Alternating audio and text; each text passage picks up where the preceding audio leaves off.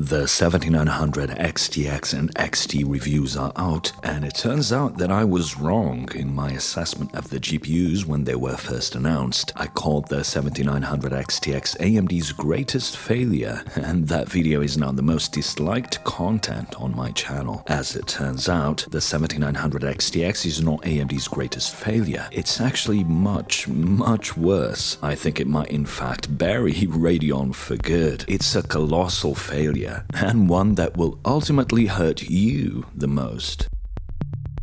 Today's video is sponsored by Urcdkeys.com. If you buy a retail Windows 10 key, you'll probably spend $100 or more. But if you buy an OEM key using a service like Urcdkeys, it will cost you less than $15 after you use the coupon code C25. The keys work globally, and if you want Windows 11, what I recommend you do is just buy Windows 10 and get a free upgrade while you can. Personally, I use Windows 10 Pro. Once you've made your purchase using one of the many different payment options available, you will instantly find your key in your purchased orders on the Urcdkeys website. Click Get Keys and copy the key. Then after you've installed Windows, of course, press Start and search for Activate and click on Activation Settings. Then click Change Product Key, paste in the key and click Next. That's it. Quick and easy and cheap, and your Windows 10 is now activated. If you need Office 2021 Professional, you can use the same 25% discount code C25 and get it for just $59.98. Since you're over there, check out the Black Friday sale for some great discounts on peripherals like lightweight gaming mice and controllers and some very affordable 60% mechanical keyboards. Thank you to Urcdkeys for sponsoring today's video. Check the links in the video description to get your OEM Windows keys today. About a month ago, after I published that infamous video, I posted some speculative graphs on the Cortex Twitter account using AMD's performance claims and hardware unbox review numbers for the 4090. Seeing as AMD claimed the 50 to 70% performance gain versus the 6950 XT at 4K during their launch event, I did some quick math and made some performance charts at 50, 60, and 70% gains. I also included performance at 40%.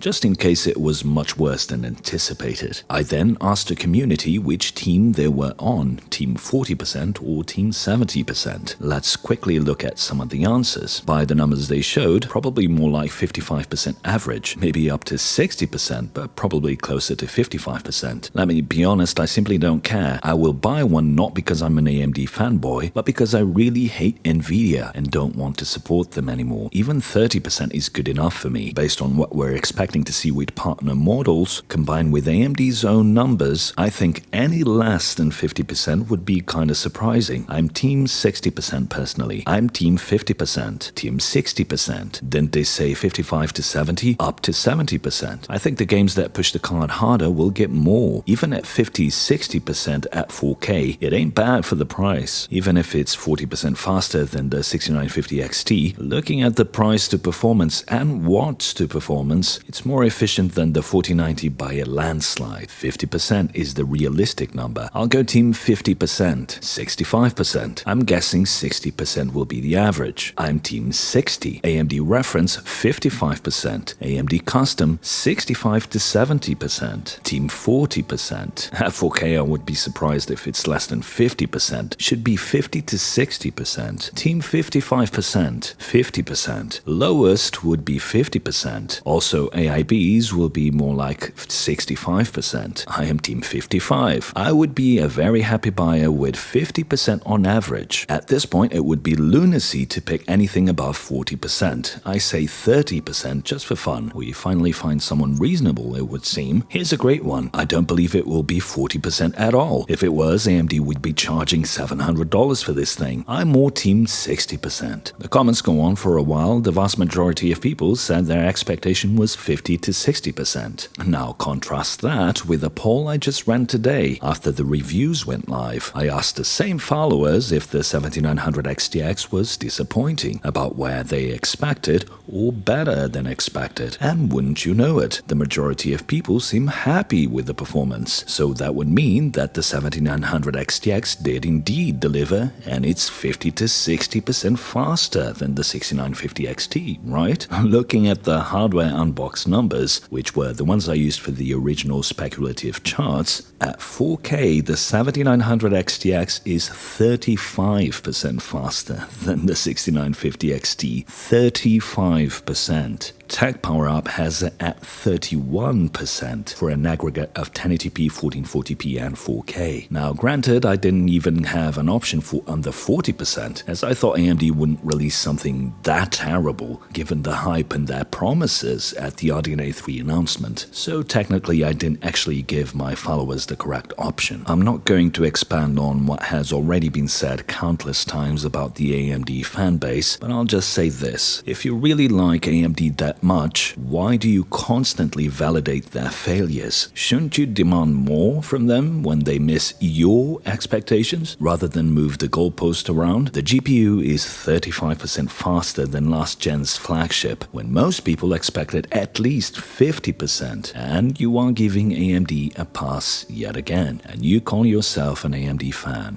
I mean, if I loved a corporation as much as you guys seem to do, and I would never have an emotional attachment to a corporation because that's the definition of lunacy, but if I did, I would be really disappointed with the 7900 XTX, and I would be asking questions of AMD. For example, why are these GPUs a 90 class? 7900 XTX, 7900 XT? The XTX is on par with Nvidia's 80 class at 4K, which is the relevant resolution for a GPU of this price, so shouldn't it be a 7800 XT? Why is it 90 XTX and XT? To deceive customers maybe. Another question I would ask is if last gen's 90 class cost $1,000 and these are clearly an 80 class GPU, why do they also cost $1,000? The 6800 XT launched at $650, so shouldn't this 80 class GPU be priced around that? Seeing as we're asking questions, why is AMD releasing a GPU with bugs that cause freezes, draw almost 100 watts at idle, cause slow boot times, and cause random black screens? I mean, that doesn't sound like a product ready to be sold, does it? And what about those efficiency claims? I mean, despite all the memes about Ada Lovelace, it turns out that the 4080 draws less power than the 7900 XT while gaming, and in some cases, like in Overwatch 2 at 1440p, the 7900 XTX draws 48% more power than the 4080. But of course, the AMD fans won't question AMD on these failures. The majority seems to be happy with where the performance landed. So let's get real for a second. Is the 7900 XTX a bad card? Well, when it works, it's not actually that bad. It seems to do 4K at over 100 FPS on average. The reference rows look awesome and are relatively small, especially compared to the gargantuan 4090 and 4080. And the fact that AMD got chiplets to work on GPUs should be commended. That is, if you are looking at this GPU in a vacuum. You can make any GPU look good in a vacuum, but in context, I mean, I think the only reason Nvidia might not lower the price of the 4080 is if they're worried they'll be investigated by the FTC for having a monopoly. But at $1,000, the 4080 will outsell the 7900 XTX at 1,000 to 1, maybe more. Price matters, and when your competitor has a hold on the market the way Nvidia does, if you want to sell at the same price, then you better offer something incredibly enticing. AMD are probably praying Nvidia doesn't drop the price on the 4080 to $1,000, because if they do, then AMD are in dire straits. In context, again, AMD's very best GPU, their flagship, their 306mm squared die plus six memory chiplets, is just about matching Nvidia's 103 die. AMD's flagship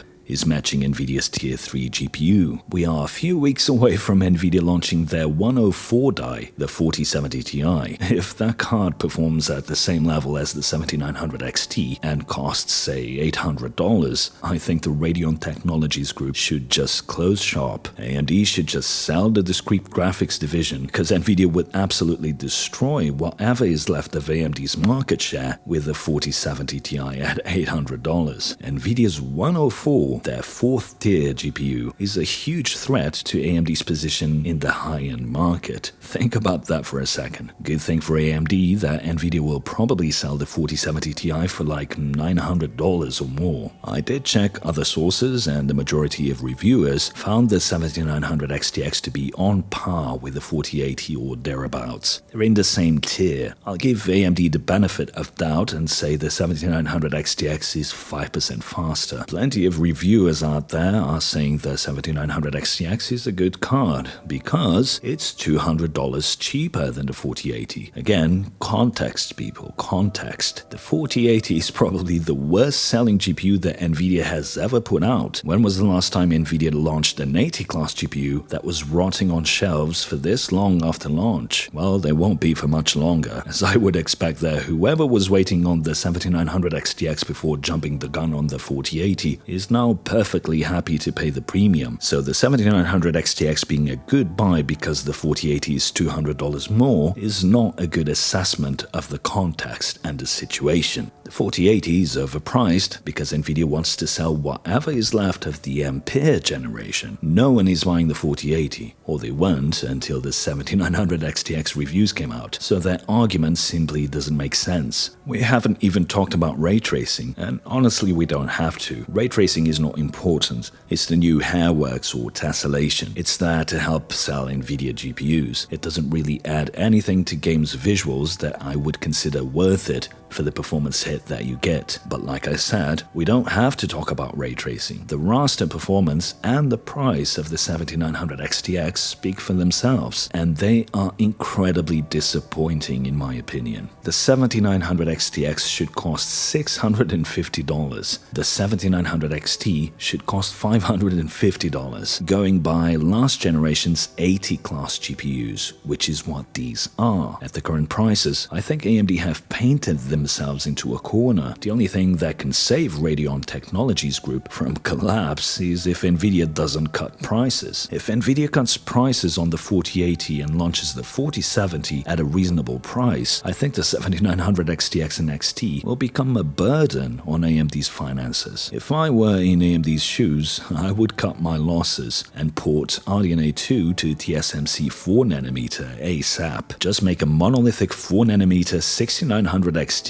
and take the 7900 XTX and XT off the shelves while there's time. When you have the chiplets formula right, then come back to it, because this will only hurt you, AMD. AMD needs to do better. They keep overhyping their GPUs and under-delivering. They keep launching products with bugs that leave users, especially first-time AMD buyers, with a bad taste in their mouths. And that's terrible for AMD's brand. And the AMD fanbase needs to demand more from AMD. Please don't validate mediocre products with your purchases. If you really need a GPU, my recommendations are the 6600 XT for 1080p and 1440p at around $300, the Red Devil 6800 XT for 1440p high refresh and entry-level 4K at $550 if you can still find one, and the 4090 for 4K Ultra. Anything between the 6800 XT and the 4090 seems terrible value right now. That's another thing. AMD has somehow managed to make the 4090 at $1,600 look like a great deal. Only $600 more than the 7900 XTX and you get that monster? And it even does ray tracing without dropping the frame rate to cinematic levels? Man, AMD really knows how to sell NVIDIA flagship GPUs, huh? Now you might have noticed that I didn't have a review for launch day as I usually do. I'm surprised, as AMD sent over all of the RDNA 1 and RDNA 2 GPUs for me me to review for launch, and I've given them a ton of coverage for RDNA 3 also, including a bunch of great educational videos analyzing the patents for chiplets GPUs. That's what you get for being honest on YouTube, I guess, and for having a thriving channel that typically has way more views on reviews than even well-established media outlets out there, but doesn't bend to the narrative their corporations want to push. Well, AMD doesn't need my unbiased reviews, they don't need my growing reach, they have the AMD fan base to give them guaranteed sales, no matter how terrible their products are. If you do appreciate independent content that doesn't regurgitate whatever the internet echo chamber is putting out, then do subscribe to the channel and consider joining my Patreon, as the number of good quality sources of content in the PC niche is decreasing by the day. Support the independent creators that keep you informed and entertained. Thanks for watching, and until the next one.